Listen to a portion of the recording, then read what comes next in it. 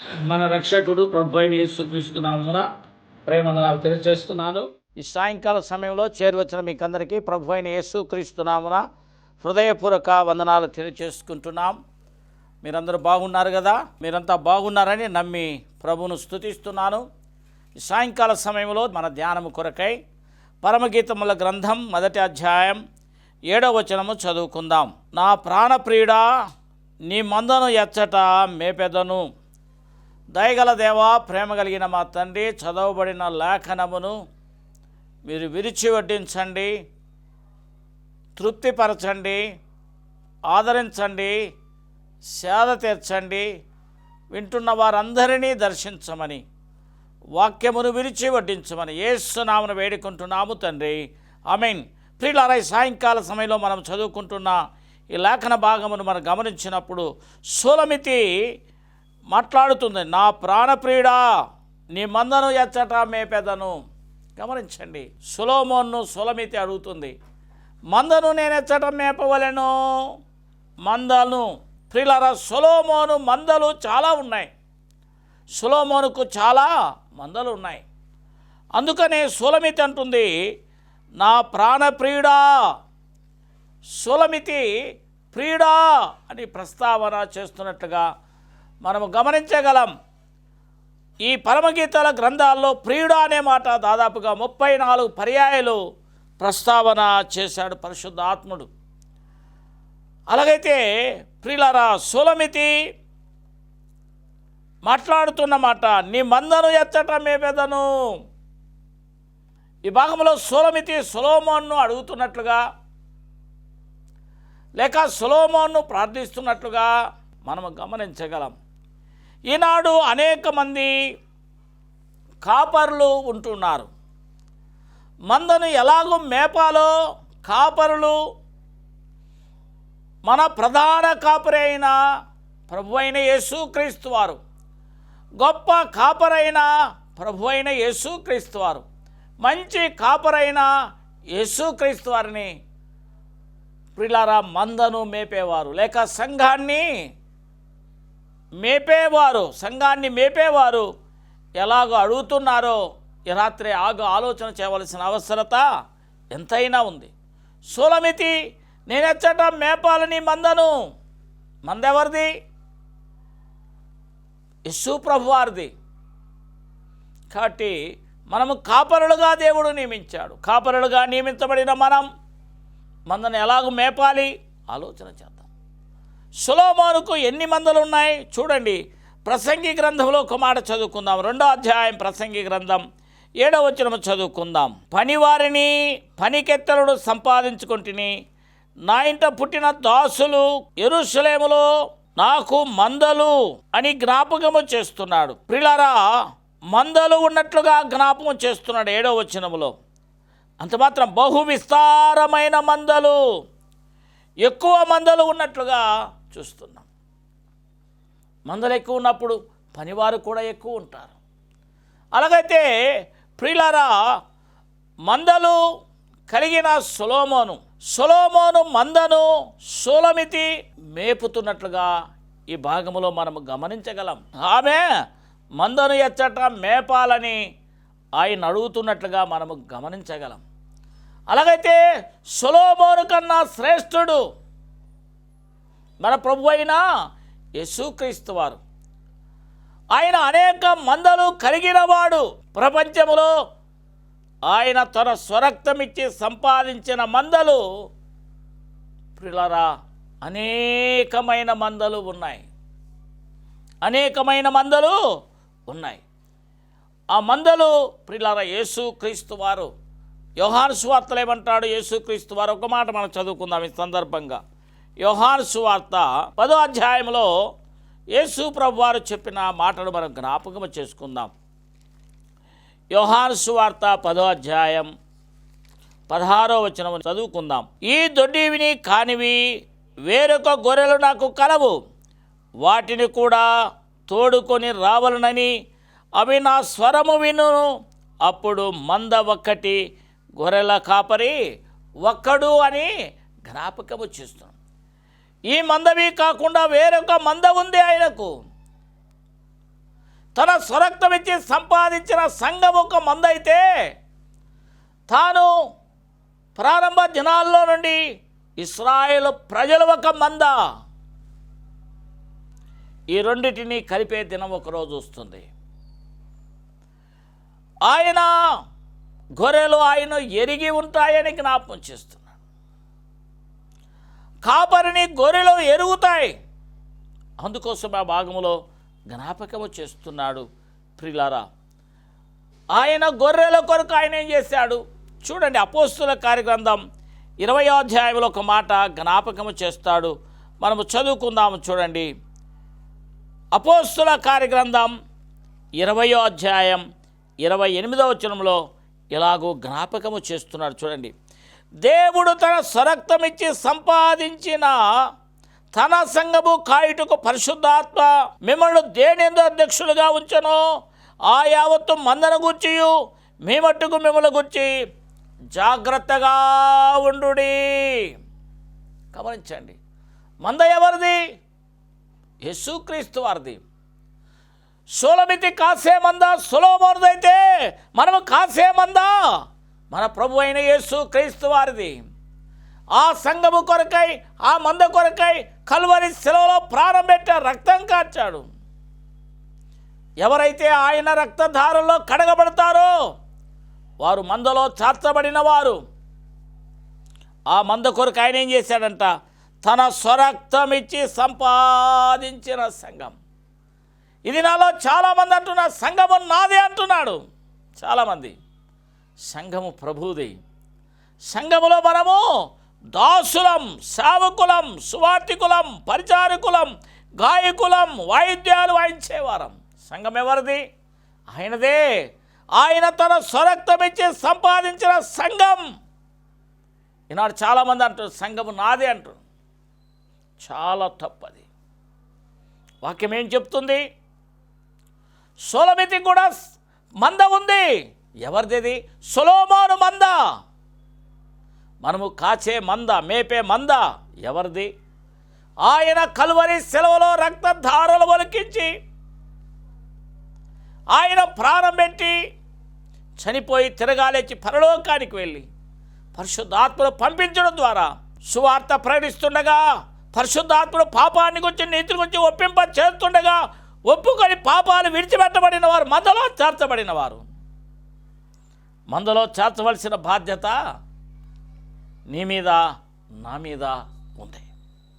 అందుకోసం ఈ భాగంలో అంటాడు, ఆయన తన స్వరక్తం ఇచ్చి సంపాదించిన తన సంఘము. సోదరులారా, సోదరులారా, ఈ రాత్రి కాపరులమైన మనం, సంఘం ఎవరిది? ఆయనదే. సంఘం ఆయనదే. యోహాను సువార్త 10వ అధ్యాయం 11వ వచనంలో మరొక మాట చదువుకుందాం. నేను గొర్రెలకు మంచి కాపరిని, మంచి కాపరి గొర్రెల కొరకు తన ప్రాణము పెట్టను. ఎవరి కాపరి? ప్రియులారా, ప్రాణం పెట్టే కాపరి. ఎవరి కాపరి? పాపి కొరకు ప్రాణం పెట్టిన కాపరి, పాపిని ప్రేమించిన కాపరి, చెడుదారిలో ఉన్న మనుషులను తన దగ్గరికి ఆకర్షించే కాపరి. ఆయనే మంచి కాపరి. ఆ మంచి కాపరి ప్రియులారా, ఈ రాత్రి నువ్వు కలిగి ఉన్నావా? ఆగి ఆలోచన చేయవలసిన అవసరత ఎంతైనా ఉంది. మంచి కాపరి మన ప్రభు, గొప్ప కాపరి మన ప్రభు, ప్రధాన కాపరి మన ప్రభు, పచ్చిక గల చోట్లలో పరుండ చేసే కాపరి మన ప్రభు, శాంతి గల జలముల యొద్ద నడిపించే కాపరి. అలాగైతే అలాంటి కాపరిగా నువ్వు నేను ఉన్నామా? ఆగి ఆలోచన చేయవలసిన అవసరత ఎంతైనా ఉంది. ఈ కాపరి ఎలాంటి వంట? మంచి కాపరి. మంచి కాపరి. మంచి కాపరి ఏం చేస్తాడు? తన గొర్రెలను ఏం చేస్తాడు? హెస్కేలు గ్రంథంలో ఒక మాట చదువుకుందాం. హెస్కేలు గ్రంథం 34వ అధ్యాయం 14వ వచనం చదువుకుందాం. 14వ వచనం, నేను మంచి మేతగల వాటిని మేపెదను, నేను మంచి మేతగల చోట వాటిని మేపెదను. కాపరి ఎక్కడ తీసుకెళ్తాడు? ఎక్కడ మేత ఉందో అక్కడికి గొర్రెల మందలను తోడుకొని వెళ్ళేవాడుగా ఉంటాడు. ఆయన తోడుకొని వెళ్ళేవాడు.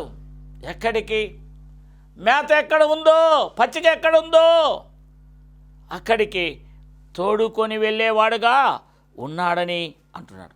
ఇశ్రాయేలు యొక్క ఉన్నత స్థలముల మీద వాటిని దొడ్డిని ఏర్పరచెదను, అక్కడ అవి మంచి దొడ్డిలో పరుండుకొను. ఇశ్రాయేలు పర్వతం మీద బలమైన మేతగల స్థలము మేయును.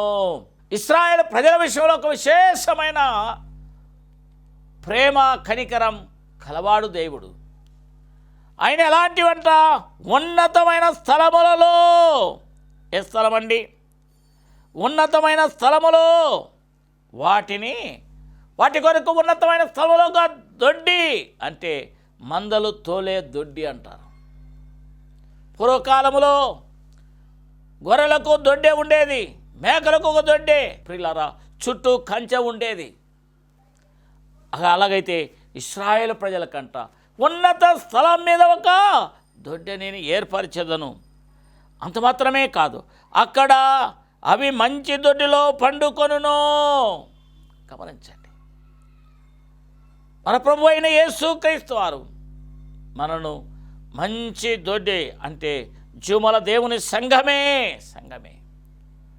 అందులో భద్రత ఉంది, దేవుని సంఘములో కాపుదల ఉంది, సేద తీరుతుంది, తృప్తి తీరుతుంది, ఓదార్పు కలుగుతుంది. మందలో చారని గొర్రెలు ఎన్నో ఉన్నాయి, కానీ చేర్చబడిన వారు నెమ్మదిగా ఉంటారు. ఆ మందలో చేర్చబడిన వారు సుఖంగా ఉంటారు, ఆనందంగా ఉంటారు, సంతోషంగా ఉంటారు, సమాధానంతో ఉంటారు, నిరీక్షణ గలవారిగా ఉంటారు. మా కాపరి మరలా వస్తాడని నిరీక్షణ కలవారుగా ఉంటాం. అలాగైతే ఈ రాత్రి జాములో సోదరుడా సోదరి, నువ్వు మందలో చేర్చబడ్డావా? నీకు ప్రమాదము లేదు, నీకు భద్రత ఉంది. మందలో చారని వారు ప్రియులారా భద్రత ఉండదు. అలాగైతే సోలమితి ప్రియులారా ఆ మందను పచ్చిక గల చోట్లలోకి తోడుకొని వెళ్తున్నట్లుగా మనము చూడగలుగుతున్నాం. అంత మాత్రమే కాకుండా ఆ భాగంలో ఇంకా ఏమైందంటే బలమైన మేతగల స్థలాలకు తోడుకొని వెళ్తారు. కాపరులైన వారు ప్రియులారా గొర్రెలకు బలమైన ఆహారము పెట్టాలి, మామూలు ఆహారం కాదు. బలమైన ఆహారం, శ్రేష్టమైన ఆహారం, రుచికర ఆహారం, ప్రభు ఇచ్చే ఆహారం గొర్రెలకు ప్రియులారా మేపవలసిన అవసరత ఎంతైనా ఉంది. చూడండి, యోహాను సువార్త 10వ అధ్యాయం 4వ వచనం చదువుకుందాం. మరియు అతడు తన సొంత గొర్రెలన్నిటినీ వెలుపలికి నడిపించినప్పుడల్లా వాటి ముందుగా నడుచును. గొర్రెలు అతని స్వరమును ఎరుగును గనుక అవి అతన్ని వెంబడించును. మనం ఎవరిని వెంబడిస్తున్నాం? ఆలోచన చేద్దాం. ఈ భాగంలో ఆయన మరియు అతడు నా సొంత గొర్రెలన్నిటినీ వెలుపలికి నడిపించినప్పుడల్లా వాటికి ముందుగా నడిచేవాడు. మన మందకు ముందుగా ఎవరు నడుస్తూ ఉన్నాడు? ఆలోచన చేద్దాం. మన మంద ఎవరిని చూసి నడుస్తుంది? మనమందరము గొర్రెలమే, కాపరి ఆయనే. ఆయన ప్రియులారా ముందు నడిచినట్లయితే మందకు ప్రమాదము లేదు, మందలో ఉన్న గొర్రెలకు ప్రమాదము లేదు. గుర్తుపెట్టుకోండి, ఆయన ముందు నడుస్తూ ఉండాలి. ఆయనతో నడిచే అనుభవం ఉందా మనకు? ఆయన వెంబడించే అనుభవం ఉందా? ఆయన ఆనుకునే అనుభవం ఉందా? ఆయన మీద ఆధారపడే అనుభవం ఉందా? ఈ రాత్రి మనం ఆగి ఆలోచన చేయవలసిన అవసరత ఎంతైనా ఉంది. ఆయన ముందుగా నడుస్తూ ఉండగా మనం ఆయన అడుగు జాడల్లో నడవలసిన అవసరత ఎంతైనా ఉంది. ఎందుకంటే సొలొమితి ప్రియులారా సొలొమోను మందలను ప్రియులారా పచ్చిక గల చోట్లలోనికి ఆమె తోడుకొని వెళుతున్నట్లుగా చూస్తున్నాం. అదే దావీదు అన్నాడు, యెహోవా నా కాపరి, నాకు లేమీ కలుగదు. ఆయన పచ్చిక గల చోట్లలో ఆయన నన్ను పరుండా చేశానని జ్ఞాపకము చేస్తున్నాడు. అవును, ఆయన పరుండా చేసేవాడు. పచ్చిక గల చోట్లల్లో శాంతికరమైన జలముల యొద్ద ఆయన నడిపించేవాడుగా ఉన్నాడని వాక్య సందేశాన్ని మనం వింటూ ఉన్నాం.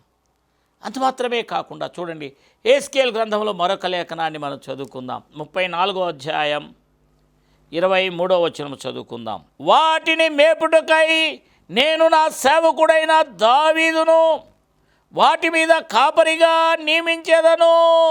గమనించండి, సంఘములో కాపరుడుగా నియమించడం ఎవరంటే ప్రియులారా దేవుడే నియమించాలి. సంఘములో కాపరిని ఎవరు నియమించాలండి? దేవుడే నియమించాలి.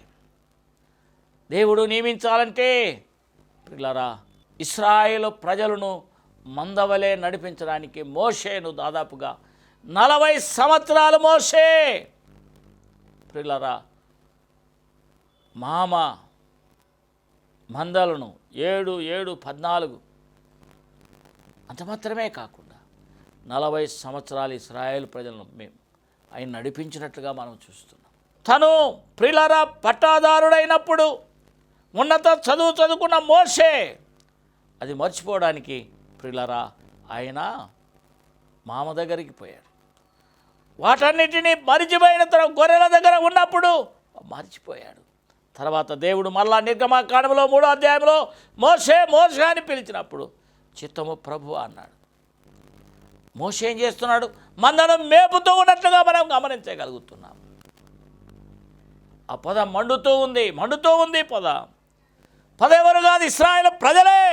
ఐగుప్తులో ప్రియులారా ఇశ్రాయేలు ప్రజలు శ్రమల్లో, ఇబ్బందుల్లో, కష్టాల్లో, కన్నీటిలో ఉండినప్పుడు ఎవరు చూశారు?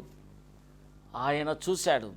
అందుకు మోషే నీవు నీ చెప్పులు విడిచినప్పుడు ఇదిగో ఐగుప్తులో ఉన్న నా గొర్రెలను విడిపించాలి, ఐగుప్తులో ఉన్న నా గొర్రెలను విడిపించి నడిపించవలసిన బాధ్యత నీ మీద ఉంచుతున్నానని మోషేకు చెప్పాడు. అంత మాత్రమే కాకుండా ఇక్కడ మాట్లాడుతూ అంటున్నాడు, వాటిని మేపుటకై నేను నా సేవకుడైన దావీదును వాటి మీద నియమించితిని. గమనించండి, ఆయన దావీదును నియమించాడు. ఎందుకంటే ప్రియులారా కొంతమంది కాపరులు ప్రియులారా వారు గమనించినప్పుడు 34వ అధ్యాయంలోనే మనం గమనించినప్పుడు ప్రియులారా ఇశ్రాయేలు ప్రజలను మేపడానికి కాపరులు పంపితే వారు కడుపు నింపుకునేవారుగా ఉన్నారని మనము చూడగలుగుతున్నాం. ఈనాడు కాపరులు వారు సొంత ప్రయోజనాలు చూస్తున్నారు, కానీ ప్రియులారా గొర్రెల క్షేమము, గొర్రెల బాగోగులు చూసేవారు చాలా తక్కువ మందిగా ఉన్నట్లుగా మనసు. అంత మాత్రమే కాకుండా ప్రియులారా ఇశ్రాయేలు ప్రజలను కాపరులుగా నియమించినప్పుడు ఆ గొర్రెలు క్రొవ్వైన వాటిని కోసుకొని వారు తినేవారుగా ఉన్నట్లుగా ఇక్కడ మనం ఈ భాగంలో మనము చూడగలుగుతాం. 34వ అధ్యాయంలో ఆ మాటలు చూసినట్లుగా మనం గమనిస్తాం. అంత మాత్రమే కాకుండా వారు ప్రియులారా కఠినమైన మనసు గల వారుగా ఉన్నారని మనము చూడగలం. ఎవరు? ఇశ్రాయేలు ప్రజల కాపరులు. అలాంటి కాపరులుగా ఉండగా తన ప్రజలైన ఇశ్రాయేలు ప్రజలను కాయడానికి, లేక మేపడానికి, లేక నడిపించడానికి మోషేను వాడుకున్నాడు. తర్వాత దావీదును, నా సేవకుడైన దావీదు, ఎంత చక్కటి మాట కదా. దావీదు ప్రియులారా గొర్రెలు మందను మేపేవాడుగా ఉన్నాడు. గొర్రె మందల్లోనికి వెలుగుబంటి వచ్చినప్పుడు, సింహం వచ్చినప్పుడు ప్రియులారా చీల్చివేసినట్టుగా మనం చూడగలుగుతున్నాం. సాతాను అప్పుడప్పుడు సంఘాల్లోనికి ప్రవేశించి కొంతమందిని లాక్కొని వెళ్ళేవాడుగా ఉంటాడు. అలాంటప్పుడు మనం వెళ్ళి వాక్యము చెప్పి వారిని మంచి దారిలో నడిపించి ఆరోగ్యకరమైన బోధలో వారిని పొందవలసిన అవసరత ఎంతైనా మన మీద దేవుడు మోపినట్లుగా ఈ భాగములో మనము చూడగలుగుతున్నాం. అలాగైతే ఈ రాత్రి సోదరుడా సోదరి, మందలో చేర్చబడిన నువ్వు నేను మన సేవకులు ఎలాగుండాలంటే ప్రియులారా ఇక్కడ దావీదు గొర్రెలను ఎంత చక్కగా మేపేవాడు. ఒకవేళ గొర్రెలు ఏమైనా కుంటి ఉంటే వాటిని భుజాల మీద వేసుకునేవాడు. చిన్నవైతే భుజాల మీద వేసుకునేవాడు. కుంటి వాటిని మెల్లగా నడిపించేవాడు. వాటికి ఏదైనా ప్రమాదం వస్తే తన ప్రాణాన్ని కూడా లెక్క చేయక విడిపించి సురక్షితమైన స్థలంలోనికి నడిపించేవాడుగా కాపరి ఉన్నట్లుగా ఈ భాగంలో మనము గమనించగలం. అలాగైతే రాత్రి ప్రియులారా చూడండి, మరొక లేఖనాన్ని చదువుకుందాం. యోహాను సువార్త 21వ అధ్యాయంలో 15వ వచనం చదువుకుందాం. చూడండి, వారు భోజనం చేసిన తర్వాత యేసు సీమోను పేతురు చూచి, యోహాను కుమారుడైన సీమోను, వీరికంటే నీవు నన్ను ఎక్కువగా ప్రేమిస్తున్నావా అని అడుగ్గా అతడు, అవును ప్రభువా, నేను నిన్ను ప్రేమిస్తున్నాను,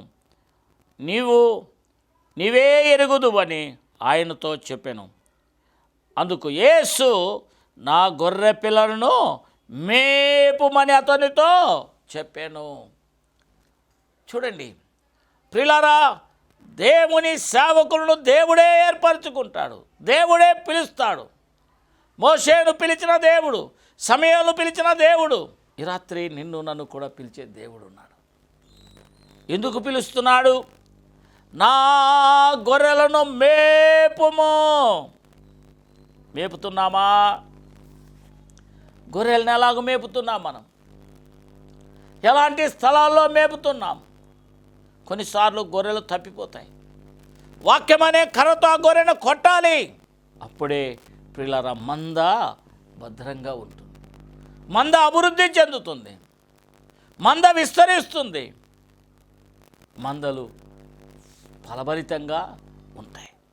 ఈ భాగంలో మనం జ్ఞాపకం ఉంచు. అందుకు 16వ వచనంలో, మరలా ఆయన యోహాను కుమారుడైన సీమోను, నన్ను ప్రేమిస్తున్నావా అని రెండవసారి అతను అడుగ్గా అతడు, అవును ప్రభువా, నేను నిన్ను ప్రేమిస్తున్నాను, నీ వెరుగుదువని అతనితో చెప్పాను. ఆయన నా గొర్రెలను కాయుమని చెప్పాను. గమనించండి, దేవుని చేత పిలువబడిన వారు కాసేవారుగా ఉంటారు. ఈ మధ్య చాలామంది సేవకులు మందలను వదిలేసి బయట తిరిగేవారుగా అయిపోయారు. మందను గాలికి వదిలేస్తున్నారు, బయట తిరిగేది ఎక్కువైపోయింది. గమనించండి, మన సొంత దొడ్డే లేక సొంత మందను మనము కాసేవారుగా ఉండరు. అందుకని ఇక్కడ పేతురుతో అంటున్నాడు, పేతురు, నా మందను గొర్రె పిల్లను మేపుమని అతనితో చెప్పాను. గమనించండి, ఈ రాత్రి సంఘాలను ప్రియులారా నడిపించేవారు గొర్రెలను మేపేవారుగా ఉండాలి, గొర్రెలను కాచేవారుగా ఉండాలి, గొర్రెలను తప్పించేవారుగా ఉండాలి, గొర్రెలను నడవలసిన త్రోవల వారిని నడిపించేవారుగా ఉండాలి. ఎలాగూ నడిపించాలి? దైవ గ్రంథమైన బైబిల్లో ఎన్నో లేఖనాలు ఉన్నాయి. అవసరాన్ని బట్టి కొన్ని లేఖనాలు మనము జ్ఞాపకం చేసుకొని ముందుకు సాగి వెళదాం. చూడండి ప్రియులారా, దేవుని గ్రంథంలో ఎన్నో లేఖనాలు ఉన్నాయి. అవసరాన్ని బట్టి ఒక లేఖనాన్ని మనం చదువుకుందాం. 80వ కీర్తనలో ఒక వచనము చదువుకుందాం. ఇశ్రాయేలు కాపరి చెవి యొగ్గుము, ఏసేపు మందను నడిపించినట్లుగా. గమనించండి, ఇశ్రాయేలు ప్రజలను నడిపించిన వాడు ఎవరు? ఏసేపు మందను నడిపించినవాడు. ఓ ఇశ్రాయేలు ప్రజలు, ఇశ్రాయేలు దేవా, ఆనాడు మందవలే ఏసేపు నడిపించావు, మందవలే ఏసేపు నడిపించావు, అలాగే మమ్మల్ని కూడా నడిపించుము. సొలొమితి మాట్లాడుతున్న మాట అదే. సొలొమోనుతో, మందను నేను ఎక్కడికి మేపేదను, ఎచ్చట మేపాలా అని సొలొమితి అడుగుతున్నట్లుగా మనము గమనించగలం. మనం అడుగుతున్నామా? మందలు ఎలాగ మేపాలి? మేపాలంటే ప్రియులారా, మనము గొర్రెలకు సమృద్ధైన ఆహారం ఇవ్వాలంటే మొట్టమొదట మనము సమృద్ధైన ఆహారము భుజించిన అనుభవం కలిగి ఉండాలి, బలమైన ఆహారము తిన్న అనుభవం కలిగి ఉండాలి. అప్పుడే మనము గొర్రెలను మేపగలం, కాయగలం. అలాగే రాత్రి జాములో ప్రియ సోదరుడా, సోదరి, మనం ఎలాగున్నాం ఆలోచన చేయవలసిన అవసరత ఎంతైనా ఉంది. సులమితి. ఆ మాట మనం చదువుకొని ఇంకొంచెం ముందుకు సాగిద్దాం. పరమగీతములు గ్రంథం 1వ అధ్యాయంలో ఆ మాట చదువుకొని మన కొంత ముందుకు సాగి వెళదాం. దైవ గ్రంథమైన బైబిల్ చాలా ప్రాముఖ్యమైనది. చూడండి, సులమితి ఉంది. నా ప్రాణప్రియుడా, నీ మందను ఎత్తడమే పెదను. సులమితి సొలొమోనును అడుగుతూ ఉంది. మన పరమ సొలొమోను అయిన ప్రభు అయిన యేసుక్రీస్తు వారిని మనం అడుగుతున్నామా?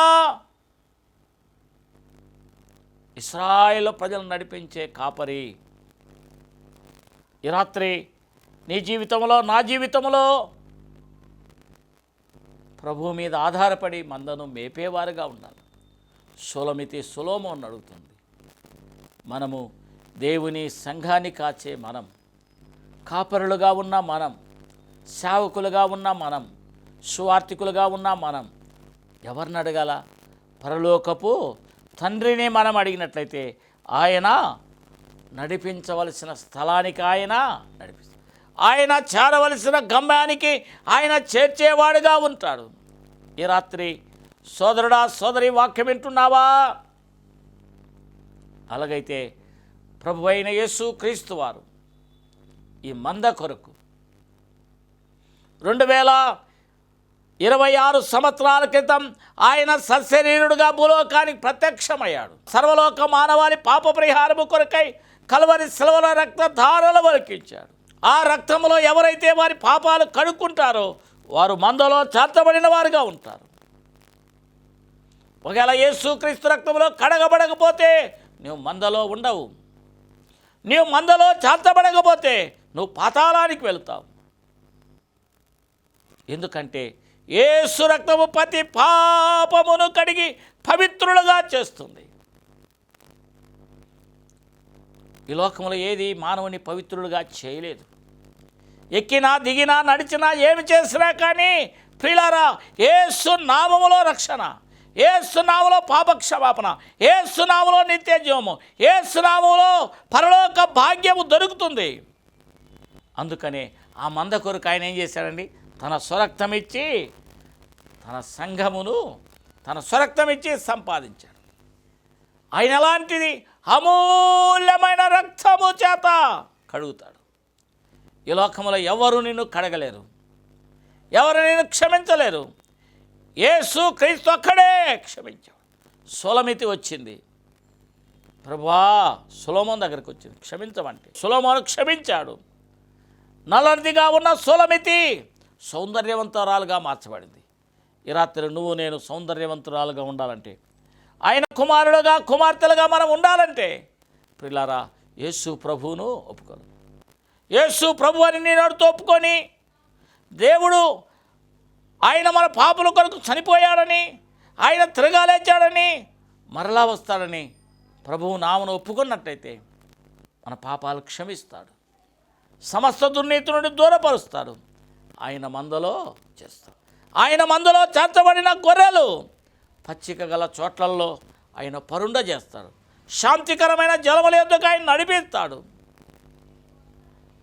ఆయన ఆదరణ, సంతోషాన్ని ఇస్తాడు. కాబట్టి రాత్రి ప్రియులారా, సులమితి ఎలాగైతే నీ మందను ఎచ్చట మేపెదనని అంటుందో, ఈ రాత్రి మనము కూడా కాపరులమైన మనం అలాగ అనడానికి పరిశుద్ధాత్మ దేవుడు సహాయపడునుగాక. దేవుడు ఈ మాటలు దీవించునుగాక. సర్వకృపానిధివైన మా ప్రియ పరలోకపు తండ్రి, మీరిచ్చిన లేఖన భాగాలను బట్టి స్తుతిస్తున్నాం. వాక్యము ప్రకటించబడుతుండగా నీరు కట్టి ఫలింపచేయమని, వినేవారిని ప్రభువా మీరు ఆకర్షించమని, వారికి సేద తీర్చమని, తృప్తిపరచమని ప్రార్థన చేస్తున్నాం. ఎవరైనా అనారోగ్యంతో ఉన్నారా, బాధల్లో ఉన్నారా, వేదనలో ఉన్నారా, ఇరుకులో ఉన్నారా, మరణ పడకలో ఉన్నారా, అట్టి వారిని రాత్రి దర్శించి సంపూర్ణమైన స్వస్థత దయచేయమని, ప్రారంభం నుంచి ముగింపు వరకు మీ తోడుగా ఉన్నందుకు స్తోత్రము చెల్లిస్తూ యేసయ్య పరిశుద్ధ నామమును స్తుతించి వేడుకుంటున్నాము తండ్రి. ఆమేన్. పరమ తండ్రి అయిన దేవుని ప్రేమయు, ప్రభు అయిన యేసుక్రీస్తు వారి కృపయు, పరిశుద్ధాత్మ అన్యోన్య సహా చేరువచ్చిన వారందరికీ, వాక్యం వింటున్న వారికి ఇప్పుడు ఎల్లప్పుడు సదాకాలం తోడైండి ఆదరించునుగాక. ఆమేన్. అందరికీ ప్రేమ వందనాలు.